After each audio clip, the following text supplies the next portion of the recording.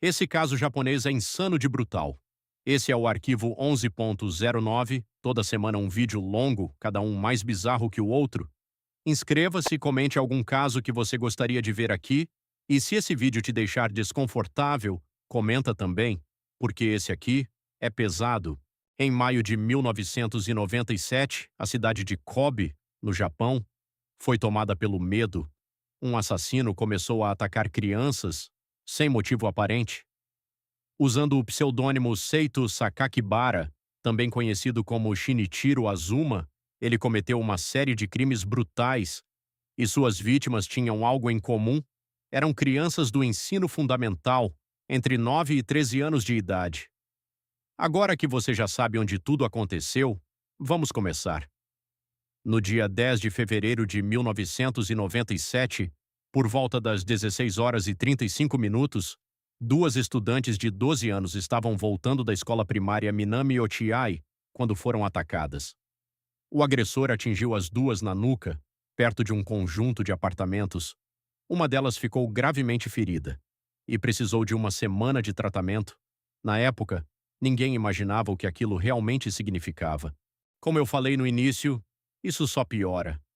Em 16 de março de 1997, por volta das 12 horas e 25 minutos, Azuma atacou novamente. Dessa vez, a vítima foi Ayaka Yamashita, de 10 anos. Ela foi espancada brutalmente perto de um prédio residencial e não resistiu aos ferimentos, morrendo dias depois. Apenas 10 minutos depois, ele atacou outra criança, uma menina de 9 anos, que foi esfaqueada com uma adaga de 13 centímetros do lado de fora de um parque. No mesmo dia, Azuma escreveu em seu diário: "Hoje realizei experimentos sagrados para confirmar o quão frágeis são os seres humanos. Acho que a atingi algumas vezes, mas estava muito excitado para lembrar." Sim, um adolescente de 14 anos escreveu isso, sem remorso, sem culpa, tratando o ataque como um experimento. Na semana seguinte, quando Ayaka foi declarada com morte cerebral, ele escreveu novamente: "Não há sinal de que eu tenha sido pego. Agradeço a você, Bamoidoki-shin. Continue me protegendo." Bamoidoki-shin era uma entidade que ele dizia ter criado, uma espécie de Deus, nascido do ódio. Segundo o próprio diário, ele acreditava estar em um pacto, um contrato, onde cometer assassinatos fazia parte de uma espécie de missão. Em 15 de maio, Azuma parou de frequentar a escola. Isso aconteceu após um incidente 2 dias antes, onde ele marcou um encontro com um colega e o agrediu violentamente. Mas esse não era um caso isolado. Segundo relatos, ele roubava sapatos, queimava pertences de outros alunos, cortava pneus de bicicletas, agredia colegas com objetos. Os próprios pais já o levavam a um psiquiatra infantil. Mas mesmo assim, ninguém conseguiu impedir o que estava por vir. Agora, começa a parte mais pesada. Em 24 de maio de 1997, pouco antes das 14 horas, Azuma encontrou Yun Haze, de 11 anos, um garoto de educação especial que estudava na mesma escola onde Azuma já havia estudado. Ele atraiu o menino, dizendo que iria mostrar uma tartaruga. O levou até uma área isolada, na montanha, e lá estrangulou a vítima usando os próprios cadarços. Depois disso, ele roubou ferramentas e levou o corpo até uma estação abandonada, onde o escondeu.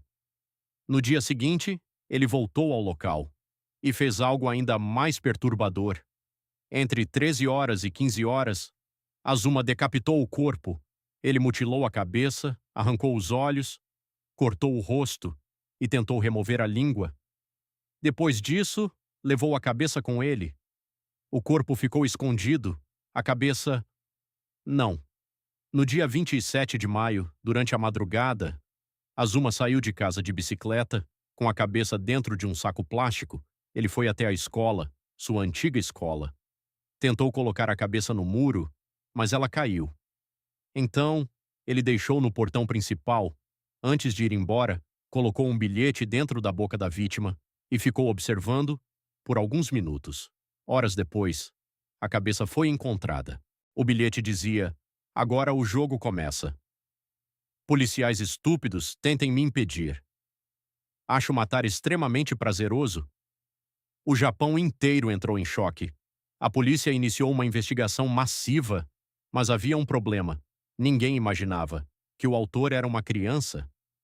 Testemunhas falavam de um homem adulto. A polícia procurava alguém com mais de 30 anos, e isso deu vantagem para o assassino. Azuma então decidiu escrever uma nova carta, um manifesto.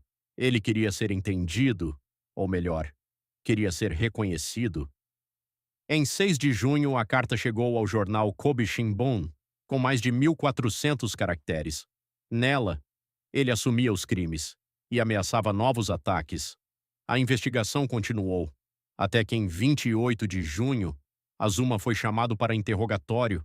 No início, negou tudo, mas quando a polícia mencionou sua caligrafia, ele começou a chorar. Após sua prisão, o caso não terminou. Na verdade, foi aí que começou uma das partes mais perturbadoras de toda a história. Azuma foi julgado no Tribunal de Família de Kobe a partir de 4 de agosto de 1997. Durante o processo, diversos exames foram realizados: eletroencefalograma, tomografia, ressonância magnética, além de testes hormonais e cromossômicos. Isso aconteceu porque ele alegava ouvir vozes, dizia ter alucinações, mas o resultado foi inesperado. Nenhuma anormalidade significativa foi encontrada. Ou seja, fisicamente, ele era um adolescente normal. Um exame psicológico mais profundo revelou alguns pontos importantes. Azuma apresentava transtorno de conduta e sinais de dissociação e despersonalização, mas nada disso foi considerado suficiente para reduzir sua responsabilidade, porque, segundo os especialistas, ele sabia exatamente o que estava fazendo, e isso torna tudo ainda mais pesado. Os investigadores também descobriram algo que explicava parte do comportamento dele. Desde criança, Azuma já demonstrava sinais de violência. Começou com insetos, depois sapos, e com o tempo, evoluiu para algo pior. Ele admitiu ter matado pelo menos 20 gatos, antes mesmo da adolescência. Não era algo isolado, era um padrão. No ensino fundamental, ele também criava armadilhas, fazia esculturas de terra, com lâminas escondidas dentro. Qualquer pessoa que tocasse poderia se ferir. Era violência planejada, desde cedo. Durante as avaliações psiquiátricas, Azuma revelou algo ainda mais perturbador. Ele afirmou que sentia prazer através da violência. Segundo ele, era a única forma de sentir algo. Ele chegou a dizer que, ao cometer agressões, atingia excitação extrema e que matar um ser humano seria ainda mais satisfatório do que matar animais. Ele também afirmou que não sentia atração por pessoas da sua idade, nem por mulheres. Para ele, todas as outras pessoas eram apenas vegetais, sem valor, sem importância. Azuma não demonstrou arrependimento em nenhum momento. Ele chegou a culpar a própria vítima, dizendo que Junha só morreu porque decidiu segui-lo. Essa frieza chocou até os especialistas. Em 13 de outubro de 1997, a decisão foi tomada. Azuma seria internado por tempo indeterminado em uma instituição de reabilitação juvenil. Durante esse período, tentaram tratá-lo, inclusive com uma abordagem incomum. 2 psicólogos tentaram assumir papéis de pseudo-pais. A ideia era reconstruir algum tipo de vínculo emocional. Mas o resultado foi limitado. Em 1998, mesmo dentro da instituição, Azuma voltou a demonstrar comportamento violento. Ele tentou esfaquear outro jovem, usando apenas uma caneta. O motivo? O outro garoto fez um comentário sobre uma psicóloga que Azuma considerava a mãe ideal. Em outro episódio, ele teve um surto ainda mais extremo.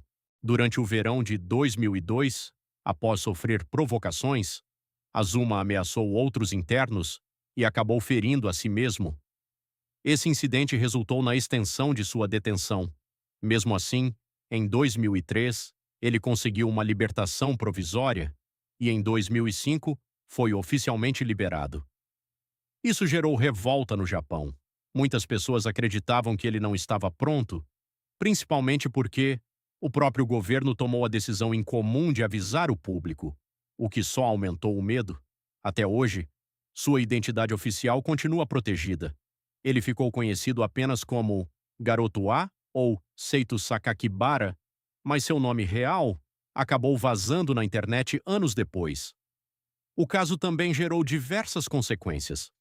Políticos começaram a discutir a influência de filmes violentos, leis foram revisadas, e a idade de responsabilidade criminal no Japão foi reduzida de 16 para 14 anos.